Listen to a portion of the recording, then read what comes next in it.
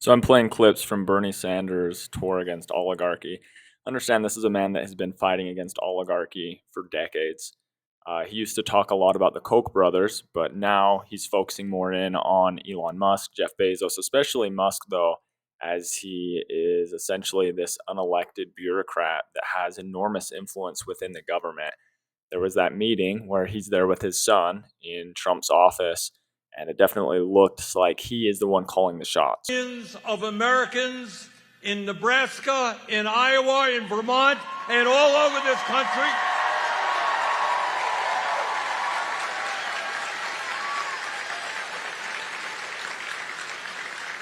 who come together at the grassroots level like we are doing tonight in a movement which says no to oligarchy, no to authoritarianism, no to kleptocracy, no to massive cuts in programs. When he talks of kleptocracy and oligarchy, think of the Koch brothers. I heard about them from his speeches, and these guys really shaped the system that we have now. They were instrumental in pushing for Citizens United. He doesn't talk of the Koch brothers as often, but that's just because they're not really a threat now, at least not in the same way that like Elon Musk is, for example. The working class desperately needs, and no to huge tax breaks for the billionaires and the 1%.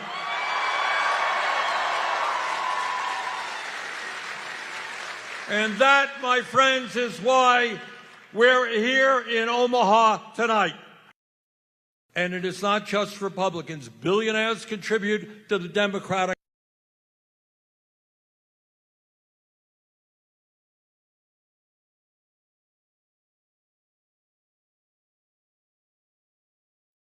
It's wild to think about the way that many of Trump's supporters believe that he is this champion of the people. You have a lot of poor individuals that think this man cares about us, he cares about me.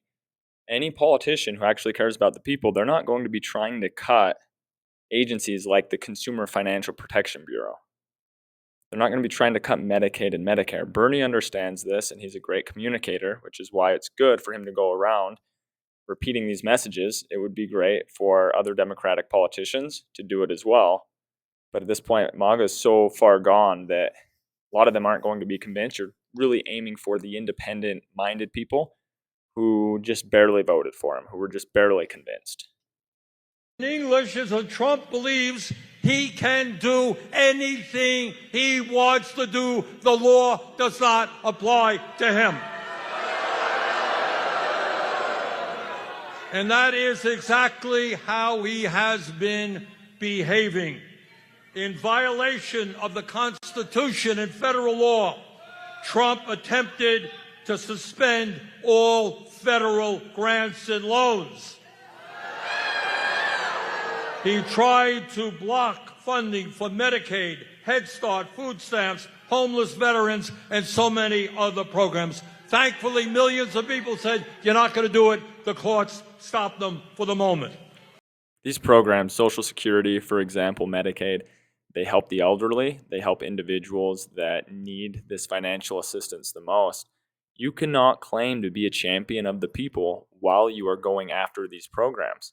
The people that want these programs gutted, they're libertarian types that are anti-government and that have enough money a lot of the time to basically feed their families for the next 20 generations, right? So if these programs are cut, it's going to lead to people basically starving. That's a crazy idea that the same people that want to cut these programs can try to market themselves as champions of the people.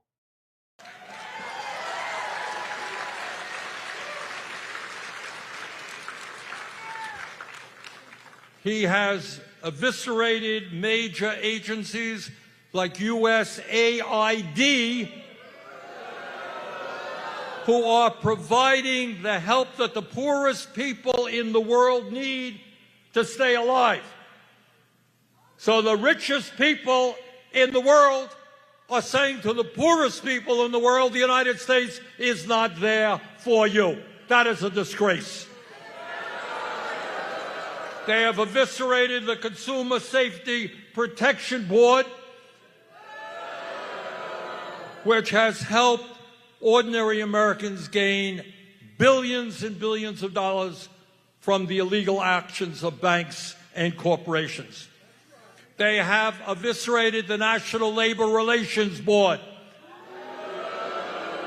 And what that means is that right now, where workers want to join unions, if a union is organized tomorrow in Omaha or Burlington, Vermont, and the company appeals that decision, there ain't nobody in Washington who can deal with that issue because we no longer have a functioning NLRB. That means those workers will not be able to join the union.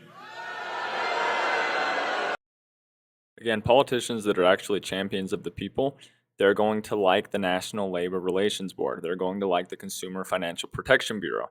These are programs that help everyday regular people. And so any politician that's against these, again, they're not for you. They're not for average people.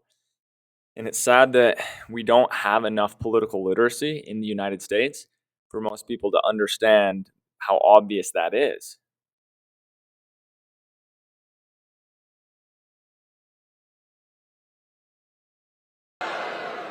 But he's not only usurping the powers of Congress, he is also challenging the authority of the federal court system.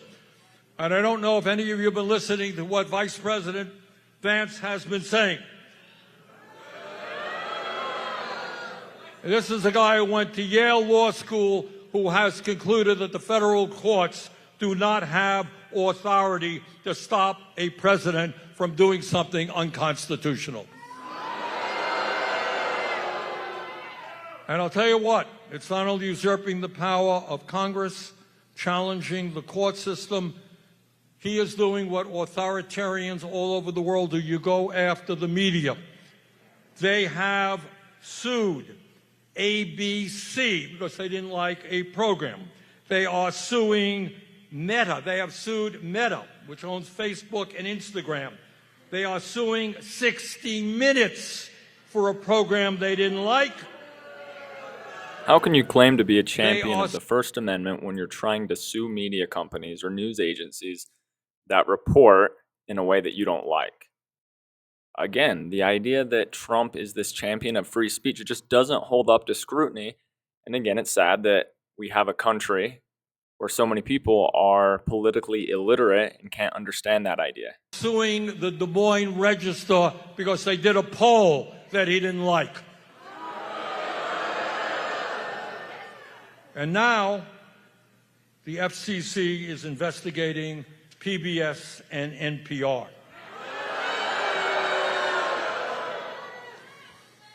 So what he is doing is not very hard to understand. You're in the media, work for some small company, you want to do a critical story on Trump, and your boss is going to say, hey, wait a minute, we can't afford to get sued. These guys are going to sue us for $1 billion. Ditch that story. So they are attacking the First Amendment, and they are attacking the Constitution all over the place. And the other thing, the other reason that I am here this evening is not just our great fear of oligarchy, authoritarianism, the big lie that comes out of Trump's mouth every day. But you didn't know this, that Ukraine started the war. Okay? Everybody in the world knows that Putin started the war except Donald Trump.